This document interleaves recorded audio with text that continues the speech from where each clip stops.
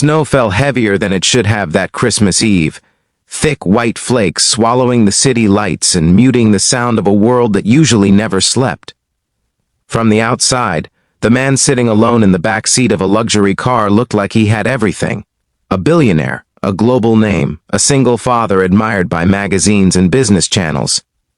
Yet inside, Daniel Cross felt completely lost, staring out the window as if the cold glass might explain how a life so full could feel so painfully empty. His son was gone for the holidays with relatives he barely spoke to. The penthouse was silent, and for the first time in years, there was nowhere he truly needed to be. Christmas had arrived, and Daniel Cross had no idea what it meant anymore. Before the story goes any further, take a moment and ask yourself this. Do you believe kindness still matters in a world that often rewards power over compassion? If you do, please like this video, share it with someone who needs hope, leave a comment, and subscribe to the channel. Stories like this are reminders that second chances exist, even when we feel most lost. Daniel's driver took a wrong turn trying to avoid a blocked road, and the city slowly transformed from glass towers into narrow streets lined with flickering lamps and aging brick buildings. Daniel barely noticed at first. His thoughts were consumed by memories of Christmases long gone, when his wife was still alive, when laughter filled their home, when success meant something shared instead of something displayed. After her passing, he had buried himself in work, convincing himself that providing was the same as being present. Now, with his son growing older and more distant, the truth was impossible to ignore. The car finally stopped when traffic came to a standstill. The driver apologized, explaining that the roads ahead were impassable. Daniel nodded, stepped out into the cold, and told him to wait. He needed air. He needed to feel something real. Snow crunched under his polished shoes as he walked aimlessly, the expensive coat doing little to warm the heaviness in his chest. That was when he noticed the small grocery store on the corner. Its windows fogged, its lights dim but welcoming. Inside, the air smelled of bread and old wood. A handful of customers moved slowly through the aisles, clutching small baskets, counting coins with careful fingers. Daniel stood out immediately, his presence almost uncomfortable in a place where every purchase mattered. He intended only to buy something trivial, a meaningless act to mark the holiday, but then he saw her. She stood near the checkout, a young woman bundled in a worn coat, her hair pulled back hastily, her hands red from the cold. Beside her was a little girl, no older than 6, holding a thin scarf around her neck and looking at the shelves with quiet longing. Their basket contained only a few items: bread, milk, a small bag of rice, and one modest chocolate bar. The cashier rang them up, and the total appeared on the screen. The woman's shoulders stiffened. She began emptying her pockets, placing coins on the counter one by one. The line behind her grew restless, but she didn't rush. She counted carefully, her lips moving silently. When she finished, she looked at the total again, then removed the chocolate bar from the basket and set it aside. The little girl noticed, her eyes dropping, but she said nothing. The cashier adjusted the price, and the woman nodded with quiet gratitude. Daniel felt something tighten inside him. He had written checks larger than that total without blinking.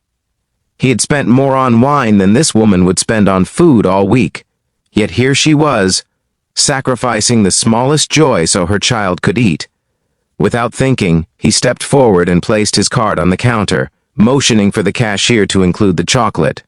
The woman turned, startled, shaking her head immediately, embarrassment flashing across her face. She refused with a soft but firm determination, gathering her items and thanking him politely before leaving. Daniel stood frozen as she walked out into the snow, her daughter holding the grocery bag with both hands as if it were precious cargo.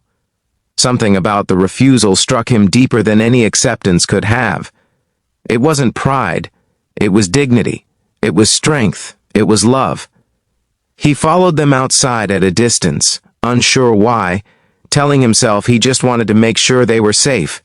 They walked several blocks, the little girl hopping over snow piles, the woman guiding her gently, until they reached an old apartment building with cracked steps and a flickering hallway light. Before entering, the woman stopped. She noticed an elderly man struggling with his bags near the entrance. Without hesitation, she set her own groceries down and helped him inside, even though the cold was biting and her child was shivering. Daniel watched from across the street, the snow soaking through his coat, his heart pounding with something unfamiliar. He had just witnessed a woman with almost nothing give what little warmth and time she had left. In that moment, his wealth felt unbearably loud and completely hollow. He returned to his car in silence, the driver asking if he was ready to go home. Daniel said no. He asked to be driven back to the store, then to a nearby shelter he suddenly remembered funding years ago without ever visiting. When they arrived, he stepped inside and saw families huddled together, children laughing despite threadbare clothes, volunteers serving soup with tired smiles. He realized how far removed he had been from the very lives he claimed to help through donations and press releases. That night, Daniel didn't return to his penthouse. He sat in a modest chair at the shelter, listening, observing, letting the stories wash over him. He thought about his son, about how he had replaced bedtime stories with business calls, how he had confused presents with provision. For the first time in years, he cried quietly without shame. Over the following days, Daniel couldn't forget the woman from the store. He learned her name through quiet inquiry. Her name was Maria. She worked 2 jobs, cleaned offices at night, and raised her daughter alone after her husband passed away from illness. She never asked for help. She avoided shelters unless absolutely necessary. She believed that teaching her child kindness and resilience was more important than comfort. Daniel arranged to meet her, not as a billionaire, but as a man who wanted to listen. He offered support, resources, opportunities, but more importantly, respect. He didn't try to save her. He walked beside her. He helped her secure a better job, flexible hours, childcare support. He invested in her future, not as charity, but as belief. At the same time, he changed his own life. He brought his son home early from the holidays. He cooked meals himself. He listened. He apologized. He began spending time where his money had once gone, without his presence. Schools, shelters, community centers. He stopped chasing headlines and started chasing meaning. Months later, on another snowy evening, Daniel stood in a community hall decorated with simple lights and paper ornaments.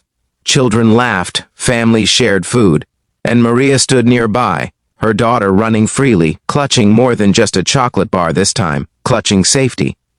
Maria smiled at Daniel, a quiet smile filled with gratitude and understanding, and Daniel felt something he hadn't felt in years: peace.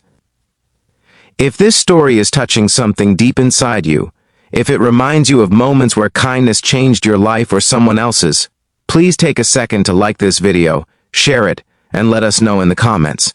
Your engagement helps stories like this reach hearts that need them. Before this story ends, we have a special request.